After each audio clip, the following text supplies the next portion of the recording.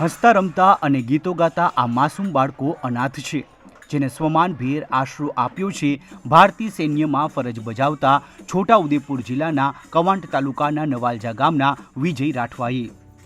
વિજય રાઠવા હાલ જમ્મુ કાશ્મીરમાં ભારતીય સેનામાં ફરજ બજાવી રહ્યા છે.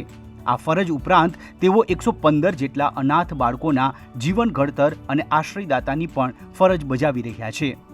વર્ષ 2022માં તેમણે ક્વાંટ નજીક આવેલા હમીરપુરા ગામે આશરે 18 લાખ રૂપિયાની જમીન ખરીદી અને અહીં તેમણે અનાથ અને નિરાધાર બાળકો માટે આશ્રમ શરૂ કર્યો. આજે આ આશ્રમમાં 115 જેટલા માતા પિતા વિહોણા બાળકોનો તેઓ ઉછેર કરી રહ્યા છે. અહીં બાળકોના રહેવા જમવાથી લઈને શિક્ષણ સહિતની તમામ સુવિધાઓ તેઓ પૂરી પાડી રહ્યા છે. અમારા ટ્રાઇબલ વિસ્તારમાં વધારે દારૂ પીને મરણ થઈ જતું હોય, પછી એ પત્ની નાની ઉંમરમાં પછી બીજી જગ્યાએ લગ્ન કરી લેતા હોય તો બાળકને રડઝડતું મૂકીને જતા રહે છે. ત્યારથી પછી હું 2017માં હાપેશ્વર વિસ્તારમાં એમ કપડાને એવું વિતરણ કરતા હતા, પણ પછી એમનું આ કપડાનું જે આપીને એમનું ભવિષ્ય સુધરે એવું મને નહોતું લાગ્યું. તો પછી હું 2020માં જમીન લીધી હતી 16,50,000માં હમીરપુરા ગામમાં. પછી આ જમીન લઈને 2021માં આનું ખાતમુહૂર્ત કર્યું હતું. ખાતમુહૂર્ત કરીને અમે પછી આનું બાંધકામ ચાલુ કર્યું ને એમાં જો મારા પૈસા હતા એમાંથી પૂર્ણ કરવાની આશા એવું નહોતું, એટલે મારે પર્સનલ લોન લેવા પડી અને એક AGI લોન લેવા પડી. એ લોનથી પછી 1 વર્ષ તો અમે સ્ટોપ કરી દીધું, કેમ કે લોન પાસ નથી થઈ. લોન પાસ થયા પછી અમે પાછું બીજા વર્ષ અમે પાછું બાંધકામ ચાલુ કર્યું. વિજય રાઠવાના આ ભગીરથ સેવા કાર્યમાં તેમના પત્ની લીલાબેન રાઠવાનો પણ પૂરેપૂરો સહકાર મળ્યો છે. બંને પતિ પત્ની આશ્રમના બાળકોની પોતાના સંતાનોની જેમ પ્રેમ અને ખાસ સંભાળ રાખે છે. બાળકોના અભ્યાસથી લઈને દૈનિક જરૂરિયાતો સુધીનો તમામ ખર્ચ દંપતી પોતાની આવકમાંથી જ ઉઠાવે છે. તેમની આ માનવ સેવા અનેક લોકો માટે પ્રેરણારૂપ બની રહી છે. જો કે એક સમય એવો પણ આવ્યો હતો કે પૈસાના અભાવે 1 વર્ષ સુધી આશ્રમ બંધ રાખવો પડ્યો હતો, પરંતુ દંપતી હિંમત હાર્યું નહોતું. 40 લાખ રૂપિયાની લોન લઈને પણ તેમણે ફરીથી આ આશ્રમ શરૂ કર્યો.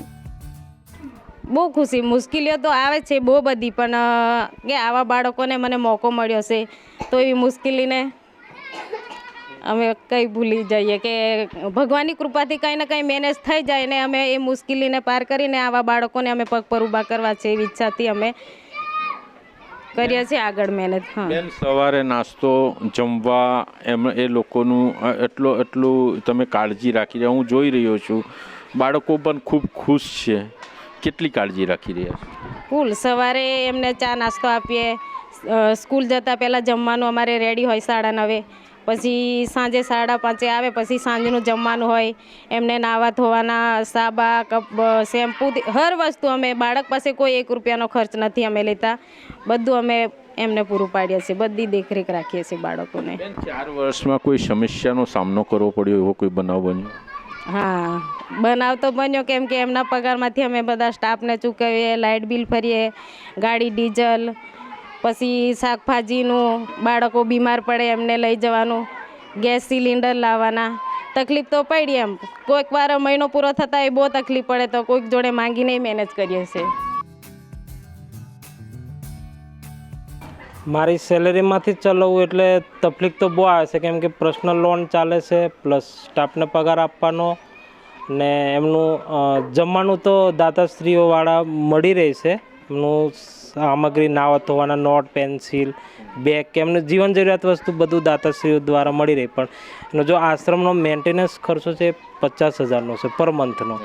એમાં આવે છે ગાડીનું ડીઝલ, ગેસ સિલિન્ડર, વીજળીનું બિલ, અને પછી એનું કોઈ બી નાની વસ્તુ તૂટફૂટ હોય એ આવે છે એની અંદર.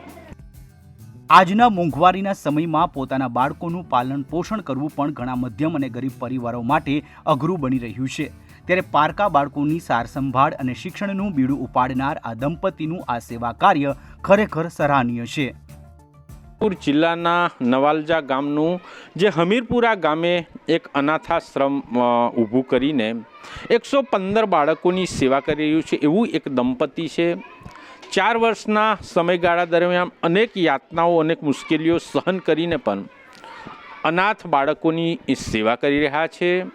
તેમનો સેવાયજ્ઞ સરાહનીય છે, પરંતુ દર મહિને 50,000 રૂપિયા જેટલો સંચાલન ખર્ચ આવતો હોવા છતાં આ દંપતી આજે પણ હસતા મોઢે અનાથ બાળકોની સેવા કરી રહ્યા છે. રાજેશ રાઠવા, ETV ભારત, છોટાઉદેપુર.